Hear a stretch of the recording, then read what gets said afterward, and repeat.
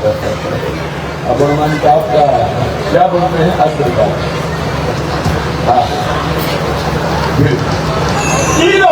हरिनाम खाई सी कह आज्ञा न खाइबा लोक केमती कह माँ मैंने नीरव बस बढ़िया कथा कह मत ये कह सनत कुमार गोड़ तले सनत कुमार गोड़ तले भक्ति माता मुंडिया मारिला कि पुआ मुंडिया मारे सनत कुमार कहले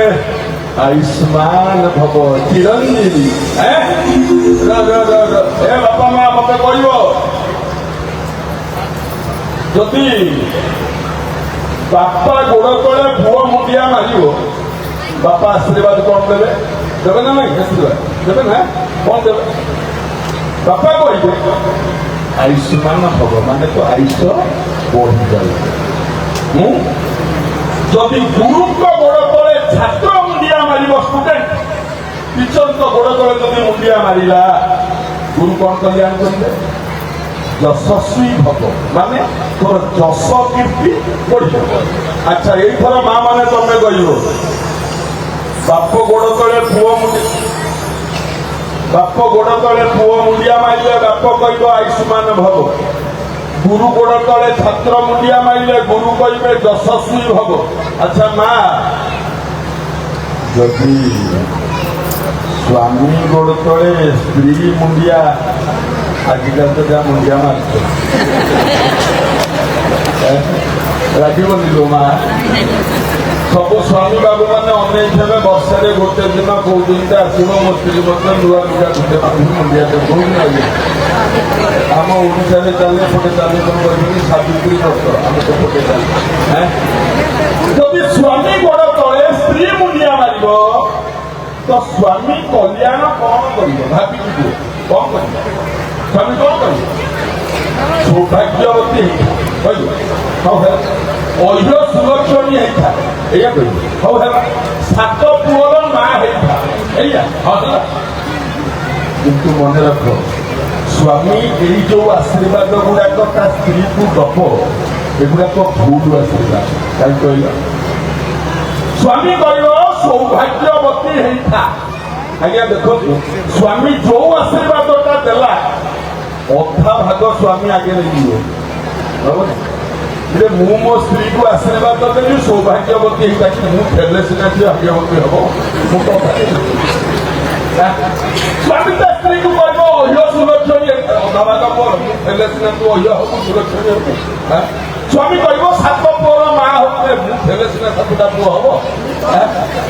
स्वामी जो आशीर्वाद कर अधा भाग आगे नहीं स्वामी निजे स्त्री अधा पाइब किंतु सारा पृथ्वी भितर गोटे मात्र आशीर्वाद अच्छी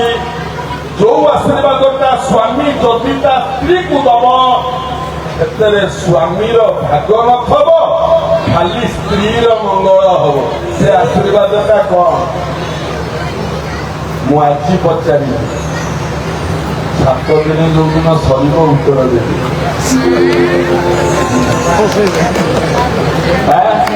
गोटे मात्र आशीर्वाद स्वामी से आशीर्वाद जदि दब से आशीर्वाद स्वामी भाग नथब खाली स्त्री मंगल हम से आशीर्वाद कौन कही हमनी जदि हम काली भी देदेवी कि देवी जो उत्तरटा देवी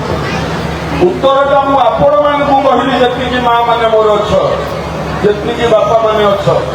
समस्ते 7 दिन समय देली भाविक मत कह उत्तरटा दवा औरा धेरा धे गए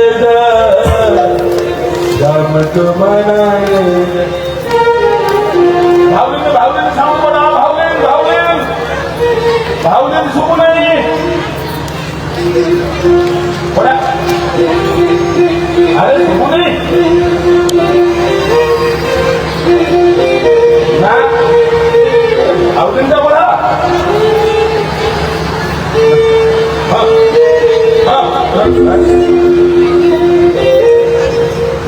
अच्छा चल जहाँ को करो तालिका औरा फेरा थे गए श्याम कमनाए रथे गाए जा बोलो राधे राधे गाए जा बोलो राधे राधे गाए जा बोलो राधे राधे गाए जा राधे राधे गाए जगो पाल को मनाए जा राधे राधे गाए जगो पाल को मनाए जा राधे राधे गाए जा सबको मनाए जा बोलो राधे राधे गाए जा सबको मनाए बोलो बोलो राधे राधे गाए जा सबको मनाए योगा ही तो मस्यो ज्ञानी भगवती भारत योगा ही तो मस्यो ज्ञानी भगवती भारत धर्म से भगवान सुजाति हम राधे राधे गाए जा सबको मनाए जा राधे राधे गाए जा सबको मनाए जा परित्राणाय सद्गुणा विनाशाय दुष्कृता परित्राणाय सद्गुणा विनाशाय दुष्कृता सर्वसत्तापनाय संभवा जुगे जुगे राधे राधे गाए जा सबको मनाए जा राधे राधे गाए जा सबको मनाए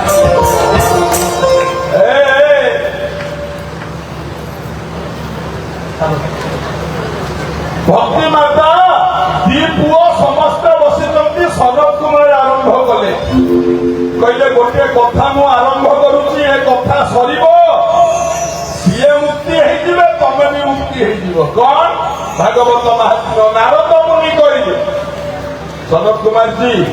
ଏମିତି ଗୋଟେ ବାଟ କରନ୍ତୁ ମାର ଦି ପୁଅ ଯେମିତି ଢେଙ୍ଗା ହେଇଯିବେ ପିଲା ହେଇଯିବେ ଏମିତି ବାଟ କରନ୍ତୁ ଆଜ୍ଞା ଦେଖନ୍ତୁ ଭାଗବତର ମହାତ୍ମ୍ୟ ଆଜ୍ଞା ଆମ ମନରେ ଗୋଟେ ବିଚାର ଥବ କିନ୍ତୁ ଭଗବାନଙ୍କ ମନରେ ମା ଆଉ ଗୋଟେ ବିଚାର ତମେ ଯାହା ଭାବୁଛ ଭଗବାନ ଯଦି ପୂରଣ କରିଦିଅନ୍ତେ ତମେ ଆଉ ଭଗବାନଙ୍କୁ ମାନନ୍ତ ଆଜ୍ଞା ମନ୍ଦିରକୁ ଆପଣ ମାନେ ଯାଉଛନ୍ତି ଯାହା ମାଗୁଛନ୍ତି ଯଦି ଭଗବାନ ପୂରଣ କରିଦିଅନ୍ତେ ଆପଣ ଆଉ ମନ୍ଦିର ଯିବେ ଖାଲି ସେତିକି ନୁହଁ ଥରେ ଭାବିଲେ ଯୋଉ ଭୋଗ ଆପଣ ମନ୍ଦିରରେ ନେଇକି ଦଉଛନ୍ତି ଲଗଉଛନ୍ତି ନଡ଼ିଆ କଦଳୀ ମିଠା ସେଉ ଅଙ୍ଗୁର କମଳା କଦଳୀ ଭଗବାନ ଯଦି ହାତ ବଢେଇକି ସବୁ ଭୋଗ ଗୁଡାକ ଖାଇଦଉଥାନ୍ତେ ଆପଣ ଆଉ ଭୋଗ ନିଅନ୍ତି ଆଜ୍ଞା ମନ୍ଦିର ନେନାରେ ଅଳ୍ପ ନେ ସିଏ ସବୁ ଖାଇଦେବରେ ଅଳ୍ପ ନେଇକି ଯାଏ ଗୋଟେ କଦଳୀ ନେ 5ଟା କଦଳୀ ଘରେ ରଖିଦେଇଥାନ ସେ ସବୁ ଖାଇଦେବ ଏ ବାପା ମା କାହିଁ କହିଲେ ଆଜ୍ଞା ଆମ ମାନଙ୍କର ଚିନ୍ତାଧାରା ଆମେ ମାନେ ମନ୍ଦିର ଯାଉଛନ୍ତି ଆଜ୍ଞା ବାପା ମନ୍ଦିର ଗଲା ପରେ କଣ କରିବା ଆମ ଜୋତା ହଳଟାକୁ ଏମିତିଆ ଜାଗାରେ ରଖିବା ମନ୍ଦିରରେ ଠିଆ ହେବା ଆଗରେ ଠାକୁର ଦୁଷ୍ଟବେ ଯେମିତି ଆମ ଜୋତା ହଳଟା ଦେଖା ପଡୁଥିବା ଜୋତା ହଳଟା ଇଆଡେ ଠାକୁର ଦୁଷ୍ଟବେ ଇଆଡେ ଅନେକ ଜୋତା ଯେତେବେଳେ ଆଳତି ହବ ଆଳତି ହେଲା ବେଳେ କଣ କହିବା ତମେବ ମାତା ଆମେ ଠାକୁରଙ୍କୁ କରିକି ଆଳତି କରୁଥିବା ତମେବ ମାତା ପିତା ତମେବ ବନ୍ଧୁ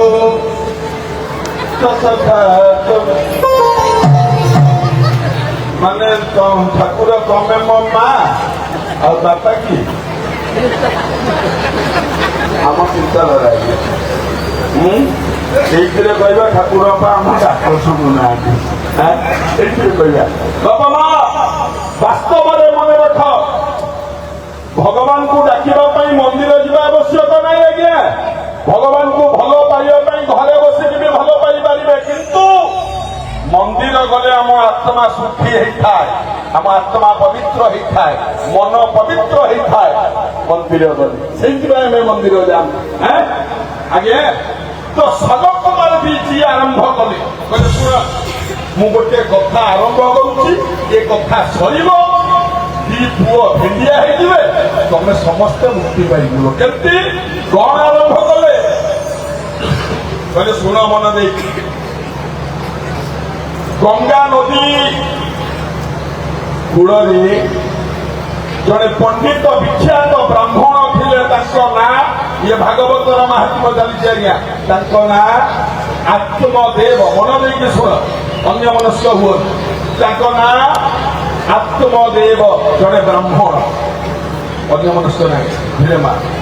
ମନେ ରଖ ଭାଗବତ ଶୁଣିଲା ବେଳେ ଯେଉଁମାନେ ଅନ୍ୟ ମନସ୍କ ହଅନ୍ତି ବା ଅନ୍ୟ କଥାରେ ମନ ଦିଅନ୍ତି ବା ପାଖ କାନକୁଆ କଥା ଶୁଣନ୍ତି ଭଗବାନ ତାକୁ କାଠ ବେଙ୍ଗ କରିକି ଜନ୍ମ ଦେଇଥାନ୍ତି କାଠ ବେଙ୍ଗ ହଁ ମୁଁ କହୁନି ଶାସ୍ତ୍ରରେ ଲେଖା ଅଛି ଭାଗବତ ଭଗବାନ ଯୋଉଠି ବିରାଜମାନ କରିଥାନ୍ତି ଗୋଟିଏ ଧାରଣା ରହୁ ଗୋଟିଏ ଚିନ୍ତାଧାରା ଆମେ ଭାଗବତ ଶୁଣିବୁ ତେବେ ହଁ ଆମ ବିଚାର ଆଉ ଭଗବାନଙ୍କ ବିଚାର ଭିତରେ ପାର୍ଥକ୍ୟ ଆଜ୍ଞା କଣ ବିଚାର ଶୁଣ ଗୋଟେ ଛୋଟ କଥା କହୁଛି ମନ ଦେଇକି ଶୁଣିବ ଭଗବାନଙ୍କର ବିଚାରଟା କେମିତି ଦେଖ ଗୋଟେ ଗଛ ମୂଳେ ଦିଟା ସାଙ୍ଗ ବସିଥିଲେ କେ ହଉଛି ମାଇକି ଗୋଟେ ଗଛ ମୂଳେ ଦିଟା ସାଙ୍ଗ ବସିଥିଲେ ଖରା ଦିନ ବସିଛନ୍ତି ଇଆଡୁ ଆଉ ଜଣେ ଲୋକ ଯାଉଥିଲା କହିଲା ଭାଇ ଖରା ବେଳ ଗଛ ଛାଇରେ ତମେ ଦି ଜଣ ବସିଛ ତମ ନାଁ କଣ ଏ ଦି ଜଣ କହିଲେ ମୋ ନାଁ ରାମ ମୋ ନାଁ ଶ୍ୟାମ ଜଣେ କହିଲା ମୋ ନାଁ ରାମ ଆଉ ଜଣେ କହିଲା ମୋ ନାଁ ଶ୍ୟାମ ଏ ଲୋକଟି କହିଲା ଭାଇ ତମ ପାଖରେ ଟିକେ ବସିଲି ମୁଁ ଖରା ବେଳଟା ପାର କରିବି କହିଲା ହଁ ବସୁନା ତିନି ଜଣ ବସିଲେ ବସିଲା ପରେ ଏଇ ଯୋଉ ଲୋକଟି ଆସିଲା କହିଲା ଭାଇ ରେ ନା ହଁ ମତେ ଭାରି ଭୋକ ହେଲାଣି ତମ ପାଖରେ କିଛି ଖାଇବା ଜିନିଷ ଅଛି ମତେ ଦବ କାହାକୁ କହିଲା ରାମ ସାମକୁ କହିଲା ତାର କିଛି ଖାଇବା ଜିନିଷ ଅଛି ମତେ ଦବ ରାମ କହିଲା ମୋ ପାଖରେ 3ଟା ରୁଟି ଅଛି ମନେ ଦେଇକି ଶୁଣ ରାମ କହିଲା ମୋ ପାଖରେ 3ଟା ରୁଟି ଅଛି ମତେ ମୁଁ ଡିଷ୍ଟର୍ବ ରାମ କହିଲା ମୋ ପାଖରେ 3ଟା ରୁଟି ଅଛି ତ ଶ୍ୟାମ କହିଲା ମୋ ପାଖରେ 5ଟା ରୁଟି ଅଛି ତାର ଖାଇବା ପାଇଁ କେତେ ଜଣ ରାମ ଖାଇବ ଶ୍ୟାମ ଖାଇବ ଏଇ ଯୋଉ ଲୋକଟି ବସିଲା ସିଏ ବି ଖାଇବ ଖାଇବା ପାଇଁ ହେଲେ 3 ଜଣ କିନ୍ତୁ ରୁଟି ଅଛି କେତେଟା ଜଣଙ୍କ ପାଖରେ 5 ଜଣଙ୍କ ପାଖରେ 3 କେତେଟା 8ଟା ରୁଟି 8ଟା ରୁଟି 3 ଜଣଙ୍କ ଭିତରେ ବାଣ୍ଟ ହବ କେମିତି ହେଇପାରିବନି କହିଲେ ଗୋଟେ କାମ କରିବା ନା କଣ ନା ରୁଟି ଗୋଟାକ ଆମେ 3 ଖଣ୍ଡ କରିକି ଚିରିଦବା ଗୋଟେ ରୁଟି 3 ଖଣ୍ଡ ସମାନ 3 ଖଣ୍ଡ କରିଦେଲେ 8ଟା ରୁଟି କେତେ ଖଣ୍ଡ ହେଲା 8 3 24 ଖଣ୍ଡ ये 24 ଖଣ୍ଡ ରୁଟି ହେଲା 3 ଜଣ ବାଟ କରି ଖାଇଦେଲେ କେତେ ଖଣ୍ଡ ଲେଖି ଜଣକା ପଡିଲା 8 ଖଣ୍ଡ ଜଣକା ପଡିଲା 8 ରାମ 8 ରାମ ଖାଇଲା 8 ଯୋଉ ବାଟ ରୁଟି ଥିଲା ସିଏ କହିଲା 8 ଖଣ୍ଡ ରୁଟି ଖାଇଦେଲେ ସବୁ ଖାଇସାରିଲା ପରେ ବାଟୋଇ କହିଲା ଭାଇ ରେ ମତେ ଭୋକ ହଉଥିଲା ତମେ ଖାଇବାକୁ ଦେଲ ମୁଁ ତମକୁ କଣ ଦେବି ଗୋଟେ ଜିନିଷ ଦେବି ନା କଣ ଇଏ ବାଟୋଇ ପାଖରେ 8ଟା ସୁନା ମୋହର ଥିଲା ସୁନା ମୋହର 8ଟା ସୁନା ମୋହର ବାଟୋଇଟା ପକେଟରୁ ଖୋଲି ରାମ ସାମକୁ ଦେଲା କହିଲା ଭାଇ ରେ ତମେ ମତେ 8 ଖଣ୍ଡ ରୁଟି ଖାଇବାକୁ ଦେଇଛ 8ଟା ସୁନା ମୋହର ଦଉଛି ନେଇଯା କିନ୍ତୁ ଗୋଳମାଳିଆଟା ଏଠୁ ହେଲା ସୁନା ମୋହର କେତେଟା 8ଟା ରାମ କହିଲା ଭାଇ ରେ ତୋର 4ଟା ମୋର 4ଟା ଆଉ ବାଟ କରି ନେଇଯିବା ଶ୍ୟାମ କହିଲା କେମିତି କଥା ମ 4ଟା କେମିତି ନବା ଆମେ ସାଙ୍ଗ ହେଇକି ଥିଲେ ଆଉ ତୋର 4ଟା ମୋର 4ଟା ଶ୍ୟାମ କହିଲା ତୁ କେତେଟା ରୁଟି ଦେଇଥିଲୁ କହିଲା ମୁଁ 3ଟା ରୁଟି ଦେଇଥିଲି କହିଲା ମୁଁ ଦେଇଥିଲି 5ଟା ତୁ 3ଟା ରୁଟି ଦେଇଥିଲି ତୁ ନେବୁ 3ଟା ସୁନା ମୋହର ମୁଁ 5ଟା ରୁଟି ଦେଇଛି ମୁଁ ନେବି 5ଟା ସୁନା ମୋହର ଭାତ ଛିଡ଼ିଲାନି କଣ କରିବା ପାଖରେ ଭଗବାନ କୃଷ୍ଣ ଗୋବିନ୍ଦଙ୍କ ମନ୍ଦିର ଥିଲା ଭଗବାନ କୃଷ୍ଣଙ୍କ ମନ୍ଦିର ଏ କୃଷ୍ଣଙ୍କ ମନ୍ଦିରରେ ଜଣେ ପୂଜକ ଜଣେ ବ୍ରାହ୍ମଣ ଦେବତା ବସିକି ପୂଜା କରୁଥିଲେ ଦେଖ ରାମ ଶ୍ୟାମ 8ଟା ସୁନା ମୋହର ନେଇକି ପୂଜକଙ୍କ ପାଖରେ ପହଞ୍ଚିଲେ କହିଲେ ଆଜ୍ଞା ଟିକେ ଭାଗବାନ କରିଦିଅନ୍ତୁ ନା କଣ ହେଲା ନା 8ଟା ସୁନା ମୋହର ମିଳିଛି ରାମ ଦେଇଥିଲା 3ଟା ରୁଟି ମୁଁ ଦେଇଥିଲି 5ଟା ରୁଟି ସିଏ କହୁଛି ସମାନ ସମାନ ଭାଗ କରିବ ମୁଁ କହୁଛି ସିଏ 3ଟା ସୁନା ମୋହର ନେବ ମୁଁ ନେବି 5ଟା ଆପଣ ଟିକେ ଭାଗ କରିଦିଅ ତ ପୂଜାରୀ କହିଲେ ଭାଗବାନ ମୁଁ କରିପାରିବିନି ଗୋଟେ କାମ କର ନା କଣ ନା ସେ 8ଟି ଯାକ ସୁନା ମୋହର ଆଣ ଭାଗବତ ମହାପୁରାଣ ବହିକି ଥୋଇ ଦିଅ ଭଗବାନ କୃଷ୍ଣଙ୍କ ଆଗରେ ଭାଗବତ ବହି ଉପରେ 8ଟି ସୁନା ମୋହର ଥୋଇ ଦିଅ ଭଗବାନଙ୍କ ବିଚାର କଣ ଭଗବାନ କହିବେ କଣ କହିଲା ଭଗବାନଙ୍କ ବିଚାର କଣ ଭଗବାନ କହିବେ ସେଇଆ ହେଲା ଭାଗବତ ପୁସ୍ତକ ଆଇଲା पुस्तक पर 8टी सुना मोहर धोईदे पुस्तकटी भगवान कृष्ण आगे रखागला पूजकतार अभिया पड़ा रक्त शोला गोड़ जिते राति अध है भगवान कृष्ण आसिले डाकिले हे पूजक पूजक कहला आज्ञा प्रभु कहले अरे 8टा सुगा मोहर भागवत तो पढ़ी पार्लुनि दी जन भितर मो पर्यंत कथा आणु पूजक कहला मुझे पार्थी तो तुमको कहीं कथा मुझे पानी बोली तुमको कही कुहना प्रभु राम केतेटा सुना मोहर नब साधु केतेटा सुना मोहर नब भगवान कहे कृष्ण कहे भागवत गोसाई कहे चले शुण तुम विचार कौन मु जानी किंतु मो विचार जो 8टा सुना मोहर आसी राम केतेटा रुटी देइथला ना राम देइथला केते 3टा रामनक गोटे सुना मोहर साम केतेटा रुटी देइथला ना 5टा रुटी साम नब 7टा सुना मोहर जी 3टा रुटी देइछि सी गोटे सुना मोहर नब जी 5टा रुटी देइछि सी 7टा सुना मोहर नब की विचार है ये केते है विचार बहुत सारे कहूना के विचार विचार भगवान को विचार केमती हम क्या अब कहीं हम कि जड़े 3टा रुटी देइछि सी नब गोटे सुना मोहर जड़े 5टा रुटी देइछि सी नब 7टा सुना मोहर भगवान कृष्ण कहीदेवे भागवत गोसाई कहीदेवे केमती हम आज्ञा भगवान कहे देख मन देख शुण भगवान कहे ए राम राम कहला आज्ञा कहला केतेटा रुटी तू देइथिलु राम कहला 3टा रुटी गोटाक केते खंड करके चिरिल केते खंड 3 खंड रुटी गोटा 3 खंड जो 3टा रुटी देलु 3टा रुटी केते खंड है रुटी खंडक जदि 3 खंड हुए 3टा रुटी केते खंड 9 खंड हो भगवान पचारे जो 9 खंड रुटी तो 3टा रुटी 9 खंड रुटी है तू निजे खाइलु केते खंड तार भितर खाई तू निजे केते खंड 8 खंड खाइलु तू अन्य लोक को खाइबा को दान कलु केते खंड 9 खंड ही 8 खंड निजे खाइला राम दान कला केते खंड खंडे तो दान करतु केते ना खंडे जेतिकी दान करतु सेति भाई जेतिकी निज पेट को खाई देखि भाई अरे सामो आज्ञा केते खंड रुटी देइथल तू कहला या 5 खंड कहला रुटी गोटा को 3 खंड हेले 5 खंड रुटी केते खंड हला 5 3 15 खंड हैं 15 खंड तू निजे खाइलु केते खंड कहला 8 खंड दान करलु केते खंड ना 7 खंड केते खंड दान करलु सेति रुटी पाई ये भगवान को विचार है भागवत गोसाई को विचार हे बापा माँ तमे कौन खाऊच केते सुना गहना पिंधिच भगवान आपको देखते नो माँ भगवान देखते कौन कह तमे निजे सीना खाऊच अन्य लोक को केते खाइबा अन्य लोक को आपण जड़े भी लोकर ना मत कही पारे नहीं आज्ञा ये दान दे कांगाल हो जाए जो चीज दान करोगे वो जरूर बढ़ेगा कभी घटता नहीं हाँ जो चीज दान करोगे सोना दान करोगे तो सोना बढ़ेगा हाँ चांदी दान करोगे तो चांदी बढ़ेगा हाँ हाँ गाली दान करोगे तो गाली भी बढ़ेगा आपण जन को गाली देवे से छाड़ी हो जाए चारिपट गाड़ी दब ना आपको जोटा दान करेंगे से जरूर बढ़ निश्चय बढ़ कमी बढ़ तो सनत कुमार आरंभ कले कहले शुण धीरे धीरे मु गोटे कथा कहूँ कथा सर तो सब सर कौन आत्मदेव बोली जड़े पंडित ब्राह्मण थे स्त्री ना धुंधुली ये भागवत कथा आज्ञा भागवत कथा स्त्री ना धुंधुली नाटा जमी गुण दी नाटा धुंधुली ବିରାଟ କାୟ ସକଲ ବେଦତା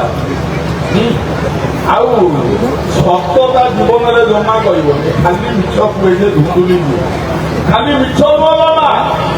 ଖାଲି କଳିକଜିଆ କରିବ, କଳିକଜିଆ କରିବ, ଆଉ କିଛି ନାହିଁ ତା କାମ। ସବୁବେଳେ କଳିକଜିଆ, ଏମିତିଆ ଏ ଧୁନ୍ଦୁଲି। କିନ୍ତୁ ସବୁଠୁ ବଡ ଅସୁବିଧା ହେଇଗଲା ଆଜ୍ଞା, ଏ ଆତ୍ମଦେବଙ୍କର ପୁଅ ଝିଅ କିଛି ନାହିଁ। ଯେ କଲେ କଣ, ଜଙ୍ଗଲ ବୁଲିରେ ପଳେଇଲେ, ଭଗବାନଙ୍କୁ ତପସ୍ୟା କଲେ ଜଙ୍ଗଲ ଭିତରେ ବସି, ପ୍ରଭୁ ମତେ ଛୁଆଟେ ଦେ, ପ୍ରଭୁ ମତେ ସନ୍ତାନ ଦେ, ମୋ ସ୍ତ୍ରୀ ଝୁଣ୍ଡୁଲିଟି ଗର୍ଭବତୀ ହଉ, ପ୍ରଭୁ ମତେ ଦେ ପୁଅଟେ ଦେ କି ଛୁଆଟେ ଦେ। ଜଙ୍ଗଲରେ ଆତ୍ମଦେବ ବସିକି ଡାକୁଛନ୍ତି ପ୍ରଭୁ। ଏ ବାପା ମା ଗୋଟେ କଥା ମନେ ରଖିଲେ, ବାପ ମା କେତେ କଷ୍ଟ କରନ୍ତି ପୁଅଟିଏ ଦୁନିଆକୁ ଆଣିବା ପାଇଁ, ଥରେ ଭାବନ୍ତୁ। କିନ୍ତୁ ସେଇ ପୁଅ ଯଦି ସତକୁ ସତ ବଡ ହେଲା ପରେ, ଥରେ ଭାବନ୍ତୁ, ଯୋଉ ବାପ ମା ନର୍କରୁ କୀଟ ଖାଇ 12 ଓଷା ବ୍ରତ ପୁନେଇ ତୀର୍ଥ କରି, ବାପ କେତେ ଡାକ୍ତରଙ୍କ ସାଙ୍ଗରେ କଥା ହେଇ ଯଦି ପୁଅଟିଏ ଆମ ଜୀବନରେ ଆସିଲା, ସେଇ ପୁଅ ଯେତେବେଳେ ବଡ ହବ ସେ ଭୁଲିଯିବ ବାପ ମାର କଥା। ଏ ବାପା ମା ରାଗ କରିବେନି ଆଜ୍ଞା। ଆଜିକାଲି ଦୁନିଆର କଥା କହୁଛି ଆପଣମାନଙ୍କୁ, ହାତ ଯୋଡୁଛି, ମତେ ରାଗିବେନି ଆଜ୍ଞା। ସତ ଯୋଉଟା କହୁଛି, ବାପର ଦିଟା ପୁଅ, ମା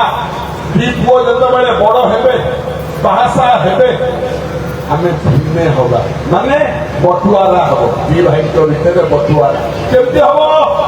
ବାପ ବୁଢାକୁ ଡାକିବେ, ମାକୁ ଡାକିବେ, ବାପ ମା ମଝିରେ ବସିବେ। ଗାଁରୁ 5 ଜଣ ପଞ୍ଚାୟତ ଭଦ୍ର ଲୋକଙ୍କୁ ଡାକିବେ, ଆଜ୍ଞା ଆମ ଦି ଭାଇଙ୍କର ଟିକେ ଭାଗ ବାଣ୍ଟ କରିଦିଅ। ଭଦ୍ର ଲୋକମାନେ ଆସିବେ, କହିବେ ଏ ଘର 4 ବଖରା ବଡ ପୁଅର, ଏ ଘର 4 ବଖରା ସାନ ପୁଅର, ଏ ବେଲା ବାସନ 4 ଖଣ୍ଡ ବଡ ପୁଅର, ଏ ବେଲା ବାସନ 4 ଖଣ୍ଡ ସାନ ପୁଅର, ଏ ଗୋରୁ ଗାଈ 4ଟା ବଡ ପୁଅର, ଏ ଗୋରୁ ଗାଈ 4ଟା ସାନ ପୁଅର। ଭାଗ ବାଣ୍ଟ ସରିଗଲା ନା? ହଁ ସରିଗଲା। ଉଠ ଏଥର ଯିବା। ଯେତେବେଳେ ଭଦ୍ର ଲୋକମାନେ କହିବେ ଚାଲ ଯିବା ବୋଲି, ଘର ଭିତରେ 2 ବୋହୂ ଥିବେ, 2 ବୋହୂ ସିଆଡୁ ଗର୍ଜନ କରିବେ, କଣ ପଳେଇବା କହୁଛ, କଣ ଭାଗବାଣ୍ଟ ସଇଲା? ଅସଲ ଭାଗବାଣ୍ଟ ତ ଏପର୍ଯ୍ୟନ୍ତ ହେଇନାହିଁ, ଆଉ ଭାଗବାଣ୍ଟ ସଇଲା କେତେବେଳେ? ଆଉ ଗୋଟେ ଭାଗ ବାକି ରହିଲା ଯେ ମା ରହିଲା, କୋଉ ଭାଗ? ତାର କଣ ବୁଝି କହିଲେ ମତେ କହୁନାହାନ୍ତି, କୋଉ ଭାଗ? ଜୋରେ କୁହ ନା ମା। ଓ ମା ବାପା, ହଁ ଏଇଟା ମୋର ମନେ ନଥିଲା। ମାନେ ଆମ ଘରର ଗୋରୁ ଗାଈ ମାନେ ଯେମିତି ଭାଗ ହଅନ୍ତିନି, ଆମ ବୋପା ମା ସେମିତି ଭାଗ ହେବେ। କଣ ନା ରାଗ କରିବେନି ଆଜ୍ଞା, ମୁଁ କହିଛି ଖବର। ଯଦି ସମାଜ ଭିତରେ କିଛି ଶିକ୍ଷା ନ ମିଳିଲା, ତାହେଲେ ସେ ଭାଗବତ ମନ୍ତ୍ରକୁ କାହିଁକି ଆଜ୍ଞା? ବାପ ମା ବୁଢା ବୁଢୀ ବସିବେ, ଭାଗବାଣ୍ଟ କଣ ହବ ନା, ବଡ ପୁଅ ପାଖରେ ବୋପା ମା ମାସେ ଖାଇବ, ସାନ ପୁଅ ପାଖରେ ମାସେ ଖାଇବ। କଣ ଆଜ୍ଞା? ଏ ମା ତୋ ଛୁଆକୁ ତୁ ଯେତେବେଳେ କ୍ଷୀର ଦଉଥିଲୁ, ତୋ ଛୁଆକୁ ତୁ କଣ କହିଥିଲୁ କି ଏଇ ମାସୁଟା କ୍ଷୀର ଦେବି, ଆଇଲା ମାସ ଦେବିନି କହିଛୁ? ତାହେଲେ ତୋ ଛୁଆ କାହିଁ କହୁଛି ତତେ ମାସେ ଖାଇବାକୁ ଦେବି, ଆଉ ମାସେ ଦେବିନି? ଥରେ ଭାବ, କାହିଁ କହୁଛୁ ମା? ବାପ ମାଙ୍କୁ ଆମେ ଭାଗ କରନ୍ତି, ଭିନେ କରନ୍ତି, ଅଲଗା କରିଦିଅନ୍ତି। ଆପଣ ମାନେ 100 ଦିନ ଏଇ ଭାଗବତ ଗୋସାଇଙ୍କ ପାଖରେ ମୁଣ୍ଡିଆ ମାରନ୍ତୁ। ଯଦି ଆପଣଙ୍କ ଘରେ ଆପଣଙ୍କ ବାପ ମା ଆପଣଙ୍କ ଉପରେ ଅଶାନ୍ତି ଥିବେ, କୋଉ ଭାଗବତ ମହାପୁରୁଷ ଆପଣଙ୍କୁ ଭଲ ଫଳ ଦେଇପାରିବନି ଆଜ୍ଞା, ଗ୍ୟାରେଣ୍ଟି ଦେଇକି ମୁଁ କହୁଛି। ଘରେ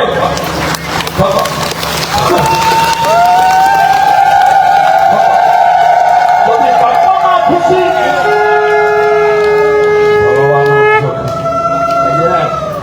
ବାପ ମାଠୁ ବଡ ଦେବତା ଦୁନିଆରେ କେହି ନାହାନ୍ତି। କାହିଁକି ମାନୁନା ରେ ବାପା, କାହିଁକି ମାନୁନା?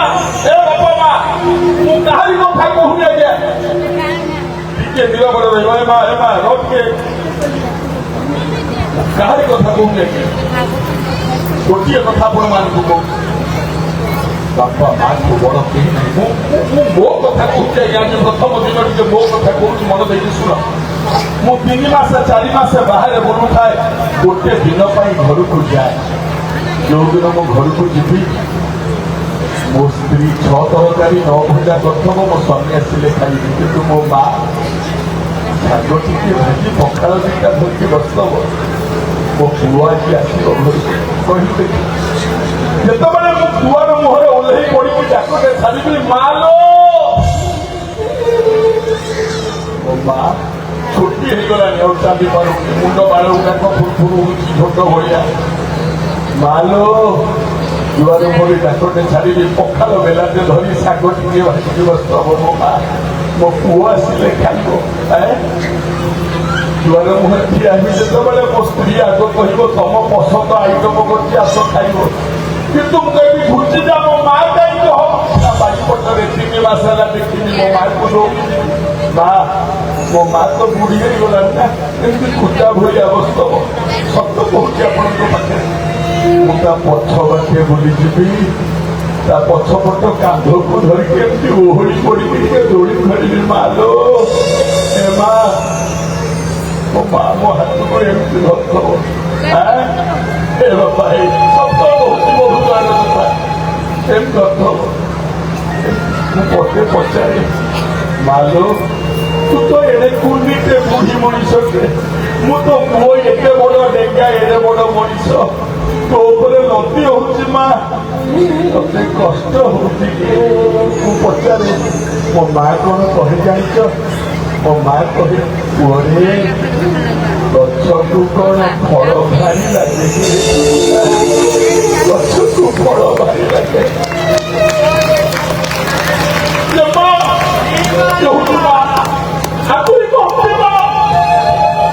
ମୋ ସାମନାକୁ ଟିକେ ଆ ମୁଁ ବୁଢୀ ମଣିଷ ମତେ ଦିଶୁନି ରେ ମୋ ସାମନାକୁ ଟିକେ ଆ ମୁଁ ଯେତେବେଳେ ତା ସାମନାକୁ ଯିବି ନା ମା ମତେ ଅନେଇବ ଗୋଡୁଠୁ ମୁଣ୍ଡ ଯାଏ ପଦେ କହିବ ଯୋଉ କଥା ପଦଟା ମତେ ଦୁନିଆରେ କେହି କହିବେନି ଏକା ମା କହିବ କଣ କହିବ ଖାଲି ଅନେଇବ ପଦେ କହିବ କଣ କେତେ କେତେ କେତେ ଶୁଖି ଗଲୁଣି ରେ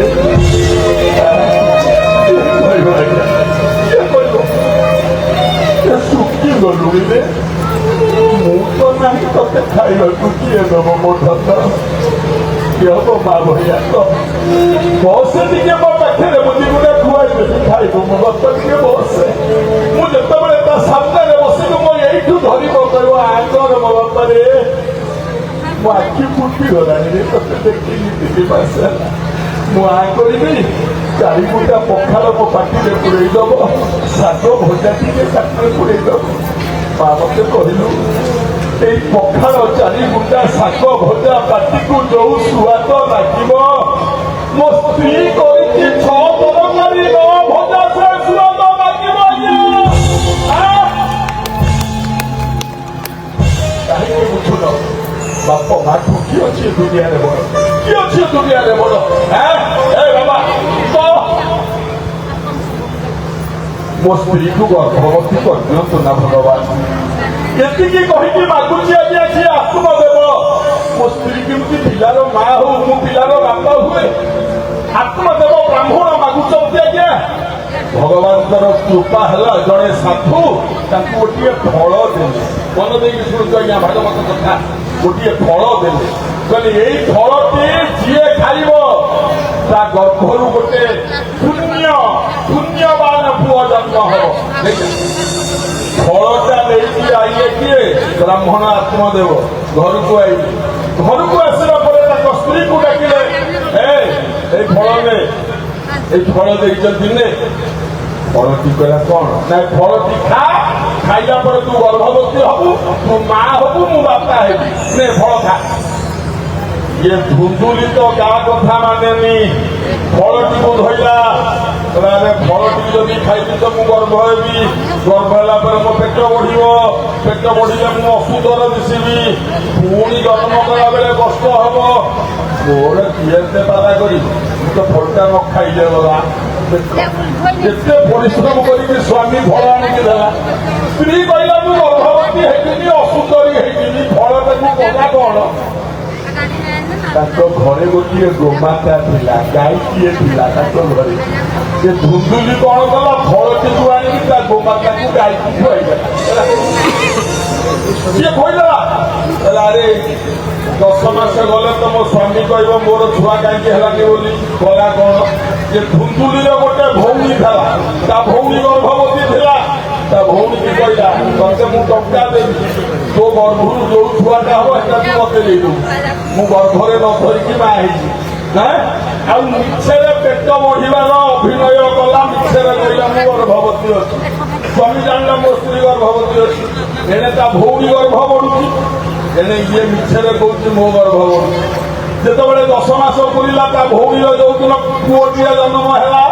ତା ଭଉଣୀକି ଟଙ୍କା ଦେଇଦେଲା ଭଉଣୀ ଆଣିକି ପୁଅଟିକି ଆଖି ଦେଇଦେଲା ଇଏ ଛୁଆଟିକୁ ନେଇକି ଘର ଭିତରକୁ ଗଲା ଚିତ୍କାର କଲା ମୋର ଛୁଆଟିଏ ଜନ୍ମ ହେଇଛି ଆସ ସବୁ ଆସି ଦେଖିଲେ ଆରେ ହେ ହଁ ତ ଏଇ ଯୋଉ ପୁଅଟି ଜନ୍ମ ହେଲା ତା ନାଁ କଣ ଦେଲେ ଜାଣିଛ ତା ନାଁ ରଖିଲେ ଧୁନ୍ଧୁକାରୀ ଭଉଣୀର ପୁଅ ଯିଏ ତା ନାଁ ଧୁନ୍ଧୁକାରୀ ଆଚ୍ଛା ଯୋଉ ଗାଈକୁ ଯୋଉ ଫଳଟି ଖାଇବାକୁ ଦେଇଥିଲା ମନେ ରଖିବା ଆଜ୍ଞା ଭାଗବତ କଥା ଗାଈକୁ ଯୋଉ ଫଳଟି ଖାଇବାକୁ ଦେଇଥିଲା କିଏ ଧୁନ୍ଦୁଲି ଗୋମାତାଟି ଗର୍ଭବତୀ ହେଲା ଆଉ ଏ ଗୋମାତା ଗର୍ଭରୁ ଗୋଟିଏ ପୁଅ ଜନ୍ମ ହେଲା ଯୋଉ ପୁଅ ଜନ୍ମ ହେଲା ତାର ଗାଈ କାନ ଭଳିଆ ଦିଟା କାନ ଥିଲା ତାଙ୍କ ନାଁ କଣ ହେଲା ଜାଣିଛନ୍ତି ସେ ପୁଅଟିର ନାଁ ଗୋକର୍ଣ୍ଣଜୀ ମହାରାଜ ଦି ଭାଇ ଜଣକ ନାଁ ହେଲା ଧୁନ୍ଧୁକାରୀ ଜଣକ ନାଁ ହେଲା ଗୋକର୍ଣ୍ଣ ଇଏ ହେଲେ ଦି ଭାଇ ବାପା ମା ଯଦି ଦି ଭାଇ ହେଲେ କିନ୍ତୁ ଭଗବାନଙ୍କ ଆଶୀର୍ବାଦରୁ ଯିଏ ଜନ୍ମ ହବ ସିଏ ଯେମିତି ହବ ଆପଣ ସମସ୍ତେ ସେମିତି ହେବେ କି ଭଗବାନଙ୍କ ଆଶୀର୍ବାଦରୁ ଜନ୍ମ ହେଇଛନ୍ତି କିଏ ଗୋକର୍ଣ୍ଣ ମହାରାଜ ଗାଈ ପେଟରୁ ଜନ୍ମ ହେଇଛନ୍ତି କିନ୍ତୁ ଭଉଣୀ ପୁଅକୁ ଆଣିକି ନିଜ ପୁଅ ବୋଲି କହୁଛି ଧୁନ୍ଦୁଲି ଏ ଯୋଉ ଧୁନ୍ଧୁକାରୀ ବୋଲି ଯୋଉ ପୁଅଟା ଭଉଣୀ ପାଖରୁ ଆଣିଥିଲା ଏ ପୁଅ ଦିନକୁ ଦିନ ପ୍ରଚଣ୍ଡ ହେଲା ମଦ ଖାଇଲା ବେଶିଆ ବାଡ଼ିକି ଗଲା ଅମଣିଷ ହେଇଗଲା ଯାହାକୁ ଦେଖିଲା ପିଟିଲା ମରିଲା ହାଣିଲା ଏ ଧୁନ୍ଧୁକାରୀ ବେଶିଆ ମାନଙ୍କ ପାଖରେ ରହିଲା ଦିନ ରାତି ଚରିତ୍ର ଖରାପ ହେଇଗଲା ମଦ୍ୟପ ଚୁଆ ଖେଳିଲା ଯେତେ ଖରାପ କାମ ଦୁନିଆର ଏ ସବୁଟା କଲା କିନ୍ତୁ ଗୋକର୍ଣ୍ଣ ମହାରାଜ ଯେତେବେଳେ ଦେଖିଲେ ମୋ ଭାଇଟା ଅବାଟରେ ଗଲାଣି ଗୋକର୍ଣ୍ଣ ମହାରାଜ ପଡ଼ିଲେ ଜଙ୍ଗଲରେ ବସିକି ତପସ୍ୟା କଲେ ଭଗବାନ କୃଷ୍ଣଙ୍କୁ ଡାକିଲେ ଠାକୁରେ ମୋ ଭାଇର ମଙ୍ଗଳ କର ଇଏ ଉତ୍ପାତ ହଉଛି ଆଜ୍ଞା ହେ ବାପା ମା ବସିଛନ୍ତି କିଏ ସଭାରେ ଭକ୍ତି ମାତା ତାଙ୍କର ଦି ପୁଅ ଜ୍ଞାନ ଆଉ ବୈରାଗ୍ୟ ଏମାନେ ବସିଛନ୍ତି ଦେଖ କଥା ଆରମ୍ଭ ହଉଛି ଗୋକର୍ଣ୍ଣ ମହାରାଜ ଜଙ୍ଗଲ ଭିତରେ ଥାଇ ଭଗବାନଙ୍କୁ ସ୍ତୁତି କଲେ ପ୍ରଭୁ କେମିତି ହେଲେ ମୋ ଭାଇକୁ ଟିକେ ଭଲ ବାଟକୁ ଆଣ ପ୍ରଭୁ ଗୋଟେ ପଦ ଗାଉଛି ପୁରୁଣା କାଳିଆ ଟିକେ କୀର୍ତ୍ତନ କରିବା ଆଜ୍ଞା ଧର ଟିକେ କୀର୍ତ୍ତନ କୀର୍ତ୍ତନ ହଁ ଏକ ସ୍ୱରରେ ଟିକେ ରାଧେ ରାଧେ କରିବା ବୋଲିଏ ରାଧେ ଗୋଟେ ହୁଳହୁଳି ଦିଅନ୍ତୁ ଆଜ୍ଞା ସବୁ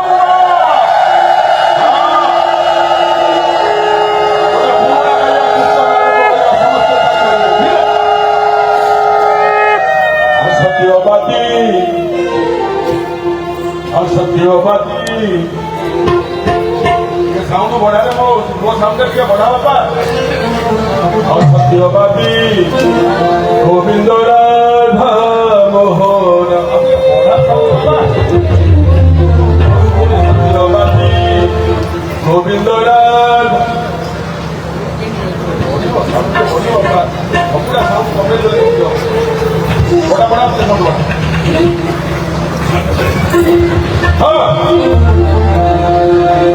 ସତ୍ୟବାଦୀ ସତ୍ୟବାଦୀ ଆଗେ ବଢିବ ସତ୍ୟବାଦୀ ଗୋବିନ୍ଦ ରାଧା ମୋହନ ସମସ୍ତେ ତାଳି ମାରିବେ ପାଳି ଧରିବେ ମୋ ସାଙ୍ଗରେ କୌଣସି ସାଉଣ୍ଡ କମାନି ଟିକେ ଭାବିଲେନି ଠିକ ଅଛି ଭାବିନି ଟିକେ ବଢିବ ଭାବିନି ଟିକେ ବଢିବ